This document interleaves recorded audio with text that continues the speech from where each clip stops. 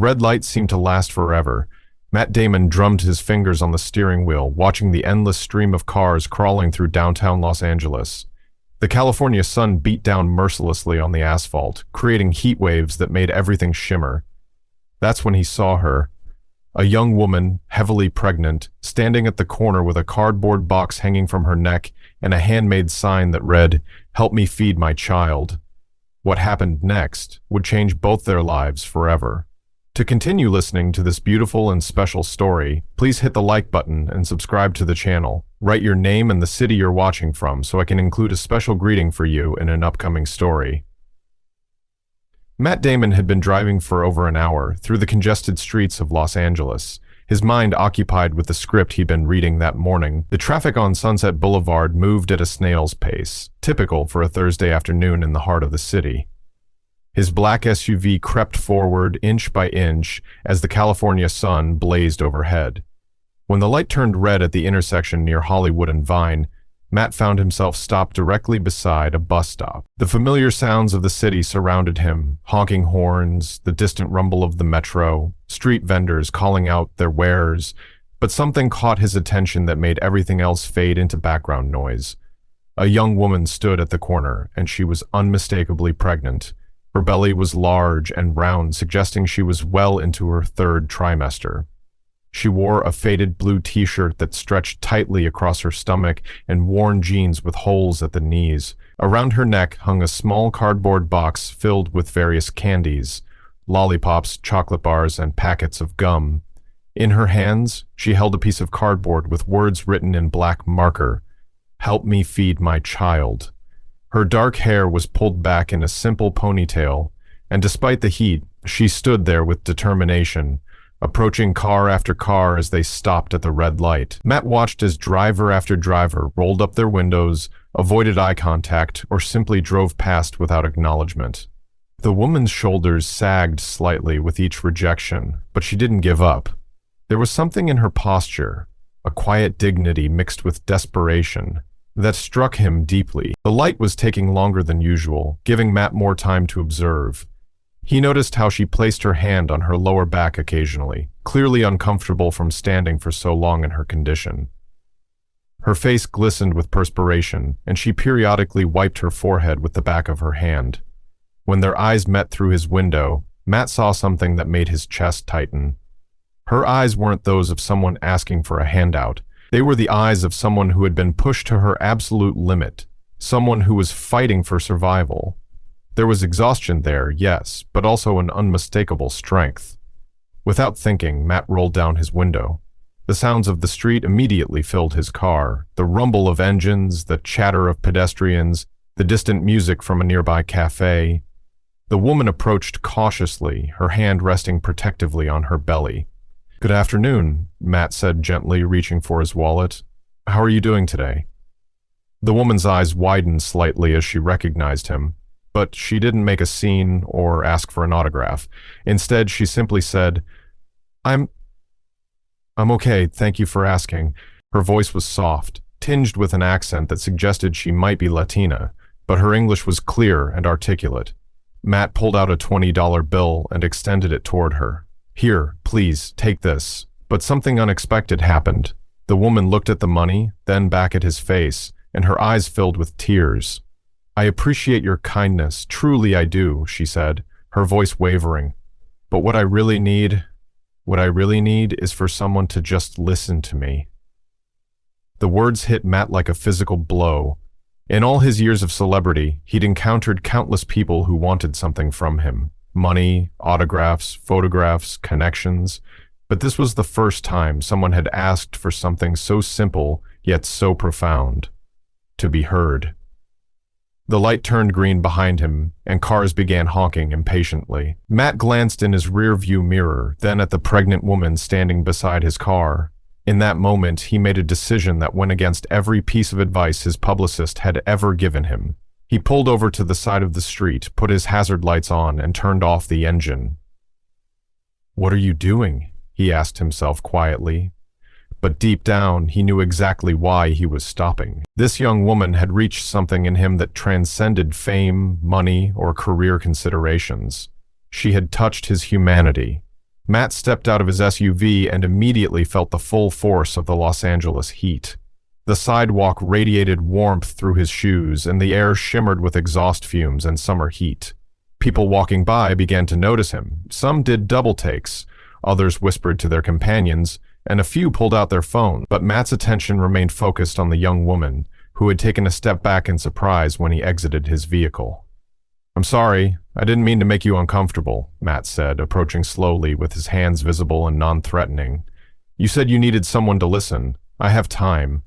The woman looked around nervously as more people began to gather, some at a respectful distance, others boldly approaching with cameras ready. "You don't understand," she said quietly. "People are watching. This will cause problems for you." Matt glanced around at the growing crowd, then back at her. "What's your name?" "Maria," she replied hesitantly. "Maria, I'm Matt, and right now nothing is more important to me than hearing what you have to say. The rest of this," he gestured at the gathering crowd, "doesn't matter." Maria's composure finally cracked.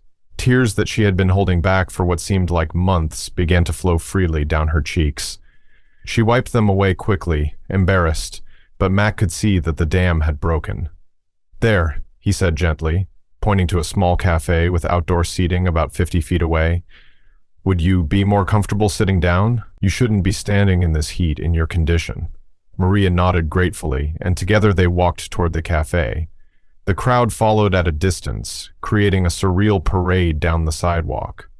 Some people were filming, others were calling friends to tell them what they were witnessing, but Matt kept his focus entirely on Maria. The cafe, Sunrise Coffee, was a small local establishment with mismatched chairs and tables set up on the sidewalk under large umbrellas. The owner, a middle-aged Armenian man named Aram, recognized Matt immediately but had the good sense to simply nod respectfully and ask what they needed. "Could we have some water, please?" Matt asked. "And maybe something cold to drink for the lady?" Of course, Aram replied, bustling away to fetch refreshments. Matt helped Maria settle into a chair in the shade, noticing how carefully she maneuvered her pregnant body. She was clearly uncomfortable, and he could see that her feet were swollen in shoes that looked too small. "When are you due?" Matt asked gently as they sat down. 6 weeks, Maria replied, unconsciously placing both hands on her belly. "It's a boy." "That's wonderful. Do you have a name picked out?" Maria's face lit up for the first time since he'd met her. "Diego," she said. "After my grandfather. He was a good man." Aram returned with a large glass of ice water and a fresh lemonade, refusing any payment when Matt reached for his wallet. "Please, it's my honor," the cafe owner insisted, before discreetly retreating to give them privacy. Maria drank the water gratefully, and Matt could see some color returning to her cheeks as she cooled down and rehydrated. "Maria," Matt said softly, "you said you needed someone to listen. I'm here, and I'm listening." Maria set down her glass and looked at her hands, folded in her lap. For a long moment she said nothing, as if trying to decide where to begin. The sounds of the city continued around them, traffic, conversations, the hiss of an approaching bus, but their small table under the umbrella felt like an island of calm. "I wasn't always like this," Maria began, her voice barely above a whisper. 3 months ago, I had a job. I had a place to live. I had someone who told me he loved me." She paused, taking a shaky breath. "I worked at a small restaurant in East LL. Nothing fancy, just a family place where everyone knew each other. I was a waitress, and I loved it. The people, the atmosphere, the feeling of being useful. I was saving money because I wanted to go back to school, maybe study nursing." Matt listened intently, not interrupting, letting her tell the story at her own pace. "His name was Carlos," Maria continued. "We'd been together for 2 years. He talked about getting married, about having a family someday. When I told him I was pregnant, I thought he'd be happy." Her voice caught, and she took another sip of water before continuing. "He wasn't happy. He said I had trapped him, that I had gotten pregnant on purpose to force him to stay. He said he wasn't ready to be a father, that he had dreams and plans that didn't include a baby." Maria's hands trembled slightly as she continued her story. Matt noticed and gently placed a napkin within her reach, but he didn't interrupt. He understood that she needed to get this out, perhaps for the first time to someone who was truly listening. Carlos left the next day, Maria said, her voice growing stronger as she spoke. He packed his things while I was at work and just disappeared. He left a note saying he was sorry, but that he couldn't handle the responsibility. He said I was strong enough to figure it out on my own. She laughed bitterly. Strong enough, as if strength could pay rent or buy baby formula. Matt felt anger rising in his chest, not at Maria, but at the man who had abandoned her. He kept his expression neutral, though, knowing that what Maria needed was support, not his outrage. The pregnancy was difficult from the beginning, Maria continued. Morning sickness that lasted all day, fatigue that made it hard to work full shifts. My manager at the restaurant was understanding at first, but when I started missing days because of doctor appointments and sickness, his patience ran out. She took another sip of her lemonade, and Matt could see that the cold drink was helping her feel better. He fired me on a Tuesday, said he couldn't run a business with unreliable employees. I tried to explain about the pregnancy, about needing time for medical care, but he said that wasn't his problem. The injustice of it made Matt's jaw clench, but he remained silent, letting Maria continue. Without the job, I couldn't pay rent. My landlord gave me 2 weeks to find the money, but how could I? No one wants to hire a pregnant woman who's obviously close to her due date. I applied everywhere, grocery stores, retail shops, cleaning services, but as soon as they saw my condition, they'd find some excuse not to hire me. Maria's story was painting a picture that Matt found both heartbreaking and infuriating. Here was a young woman who had been working, had been trying to build a life, who had done nothing wrong except trust someone who didn't deserve it. The eviction happened on a Thursday morning, Maria said, her voice becoming distant as she relived the memory. 2 sheriff's deputies and a locksmith. They gave me 30 minutes to pack whatever I could carry. Everything else, my furniture, my books, photos of my family back in Mexico, all of it went to storage, and then to the dump when I couldn't pay the storage fees. She gestured to the small backpack that sat beside her chair. This is everything I own now. 2 changes of clothes, some toiletries, and a few baby things I've managed to collect. The first night was the worst, Maria continued, and Matt could see her reliving the fear and uncertainty of that experience. I had never been homeless before. I didn't know where to go, what to do, how to stay safe. I spent that first night at a 24-hour laundromat, pretending to wait for my clothes to finish so no one would ask me to leave. Around them, the cafe continued its normal rhythm. Other customers came and went, most giving them space, but occasionally stealing glances at the unusual pair. The famous actor and the pregnant young woman deep in serious conversation. I learned quickly that being pregnant and homeless is like being invisible and hypervisible at the same time, Maria explained. Some people look right through you, like you don't exist. Others stare at your belly and judge you, wondering how you let yourself get into this situation. Matt found himself thinking about his own comfortable life, his beautiful home in the Hollywood Hills, his certainty that he would always have a roof over his head and food on his table. The contrast with Maria's reality was stark and sobering. I tried the shelters, Maria continued, but most of them have waiting lists, and the ones that accept pregnant women are full. There's one place that said they could take me in 2 weeks, maybe 3. But I need help now, not in 3 weeks. She shifted uncomfortably in her chair, and Matt could see that even sitting was becoming difficult for her in her advanced pregnancy. So I started selling candy, she said matter-of-factly. A woman at the bus station told me about it. You buy candy in bulk from a discount store, mark it up a little, and sell it on the street corners. It's not much, but on a good day, I can make enough for a meal and maybe a night in a cheap motel. Matt realized that what he was witnessing wasn't just poverty, it was entrepreneurship born of desperation. Maria hadn't given up. She had found a way to survive. The hardest part isn't the money, Maria said quietly. It's the loneliness.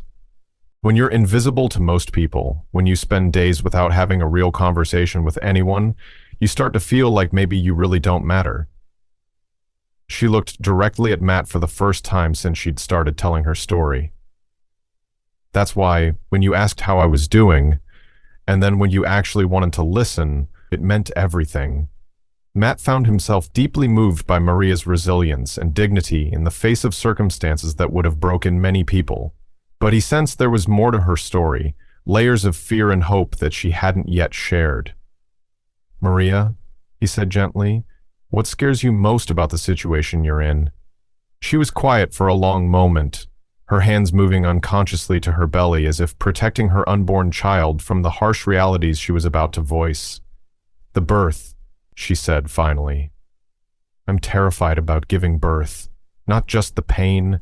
I know that's normal, but everything else. Where will it happen? What if there are complications? What if something goes wrong and there's no one there who cares about what happens to me or my baby?" Her voice grew smaller as she continued. "I have no family here.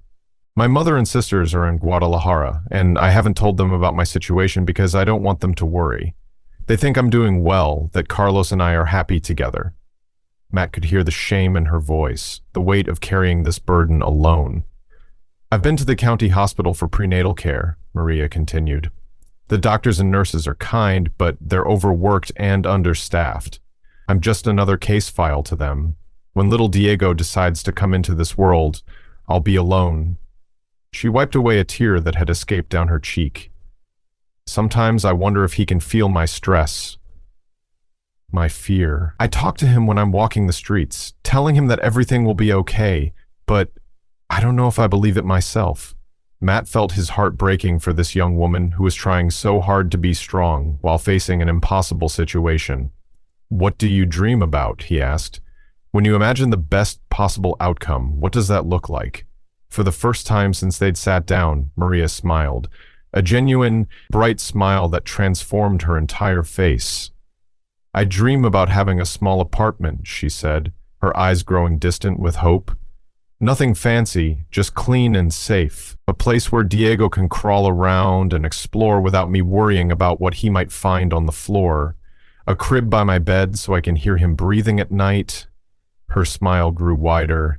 "I dream about going to school like I planned, maybe taking night classes so I can be with Diego during the day. I want to be a nurse, to help people the way I wish someone could help me now."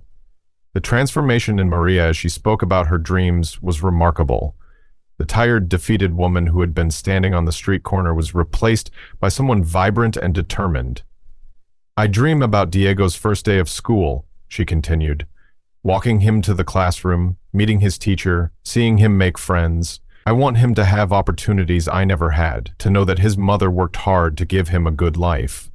As Matt listened to Maria's dreams, he felt something crystallizing inside him. This wasn't just about charity or a good deed. This was about justice, about a fundamental wrongness in a system that could allow someone like Maria to fall through the cracks. "Maria," he said, leaning forward slightly, "what you've told me today, it's not just your story. There are thousands of women in situations just like yours, aren't there?" She nodded sadly. "At the shelter where I sometimes go for meals, I've met so many single mothers, pregnant women, families who lost everything when someone got sick or lost a job. People think homelessness is about drugs or mental illness, and sometimes it is, but often it's just about bad luck and a system that doesn't catch you when you fall." Matt pulled out his phone, and Maria looked alarmed. "Please," she said quickly, "I don't want to be a charity case on social media. I don't want people feeling sorry for me." "That's not what this is about," Matt assured her. "This is about making sure your story is heard, not as someone to pity, but as someone whose situation is unacceptable in a country as wealthy as ours." He looked at his phone, then back at Maria. "Would you be willing to let me share your story? Not to embarrass you or exploit your situation, but to help people understand that homelessness isn't always what they think it is?" Maria was quiet for a moment, clearly conflicted. "What would that mean? What would happen to me?" "I don't know exactly," Matt answered honestly. "But I know that right now, you're invisible to most people. Maybe if they could see you, really see you, something would change." Around them, the crowd of onlookers had grown, but maintained a respectful distance. Matt could see people holding phones, clearly wanting to capture this unusual encounter, but most seemed to understand that something important was happening. There's something else, Matt continued. Your immediate needs, housing, medical care, preparation for Diego's arrival, we can address those today, right now. But the bigger issue, the system that failed you, it's going to take more than one person to fix. Maria's eyes filled with tears again, but these seemed different from the tears of despair she had shed earlier. These looked like tears of hope. You would really help me? She asked. Even though you don't know me, even though I'm nobody special? Matt felt a surge of emotion at her words. Maria, you are not nobody. You are someone's daughter, Diego's mother, and a human being who deserves dignity and support. The fact that our society has failed you doesn't make you less worthy of help. Matt made a decision that would later be called either the most impulsive or the most inspired moment of his career. He stood up from the table and addressed the crowd that had gathered around them.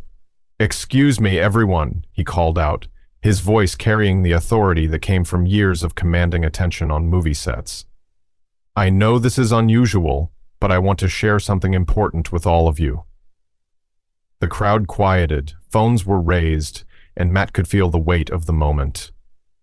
This wasn't a scripted scene or a planned publicity event. This was real life with real consequences. "This is Maria," he said, gesturing to the young woman who was looking up at him with a mixture of fear and trust. "She's not an actress. She's not part of some publicity stunt. She's a real person, facing a real crisis, and her story represents thousands of others just like her." Matt began recording with his phone, speaking directly to the camera with the same intensity he brought to his most dramatic roles, but this time every word came from his heart. Maria is 6 weeks away from giving birth to her son Diego.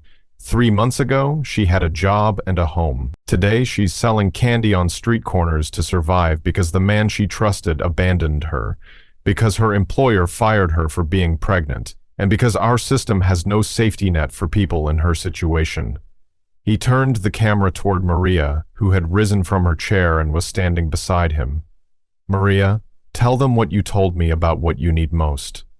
Maria looked directly into the camera, and when she spoke, her voice was clear and strong. "I don't need pity," she said. "I need opportunity. I need a chance to work, to provide for my son, to rebuild my life. I'm not asking for handouts. I'm asking for the chance to earn my way back to stability." Matt turned the camera back to himself. This is what poverty looks like in America today. It's not always addiction or mental illness or laziness. Sometimes it's just bad luck and a system that fails people when they need help most. The crowd around them had grown to nearly 50 people, all watching in fascination as a Hollywood star used his platform to shine a light on a social issue that most people preferred to ignore. "Here's what we're going to do," Matt continued, still filming. "I'm going to help Maria find housing, medical care, and support for when Diego arrives. But that's just one person.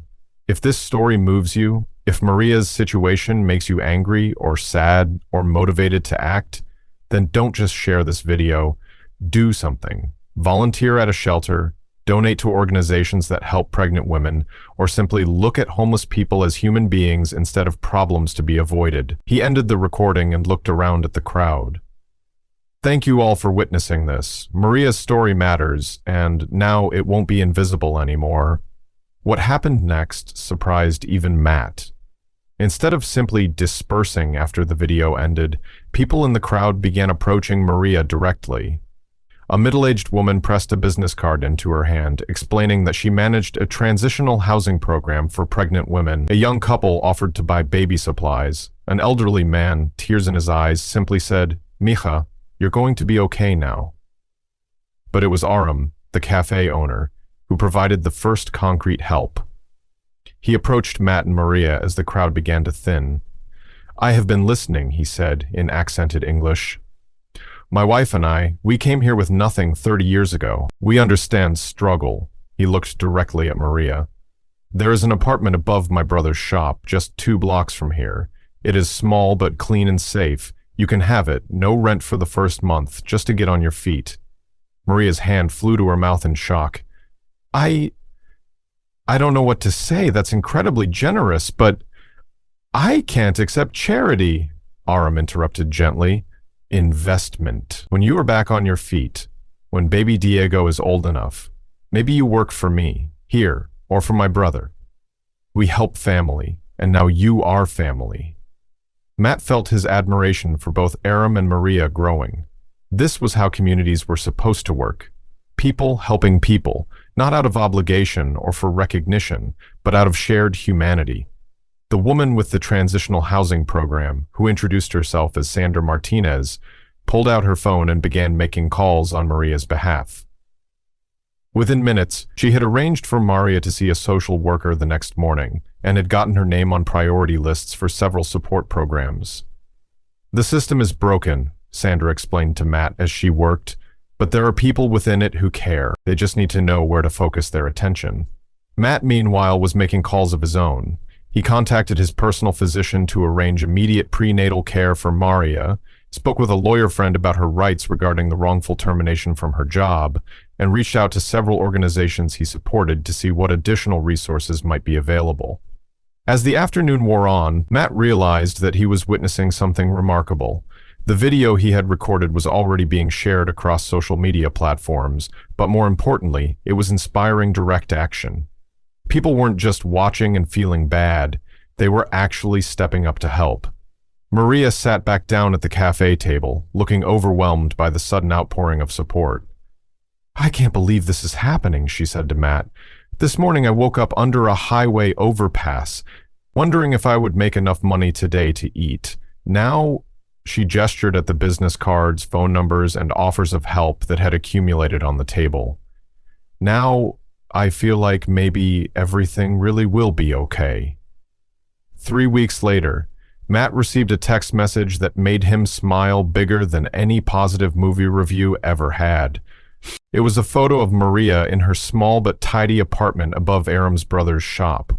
She was sitting in a donated rocking chair, her hands resting on her now even larger belly, surrounded by baby supplies that had been contributed by people who had seen the video. The message read, "Diego and I wanted to thank you for seeing us when we were invisible.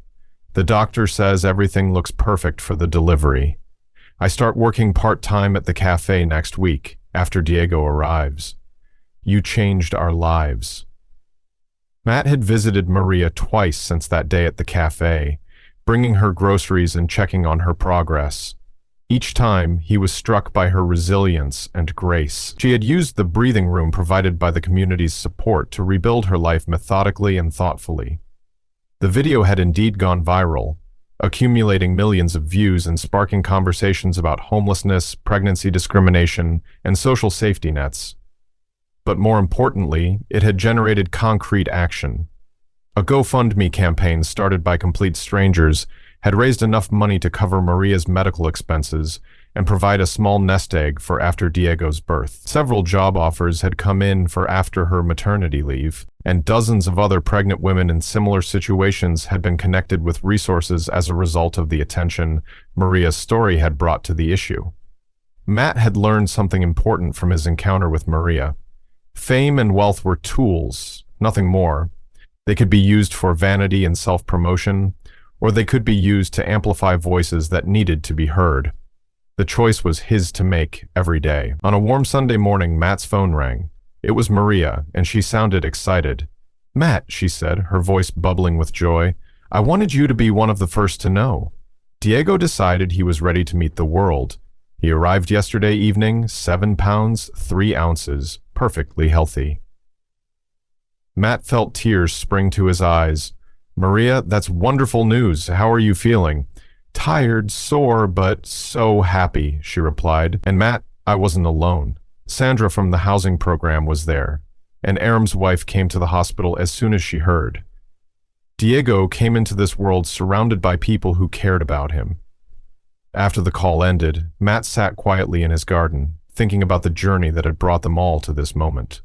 It had started with a random red light, a moment of decision to pay attention instead of looking away.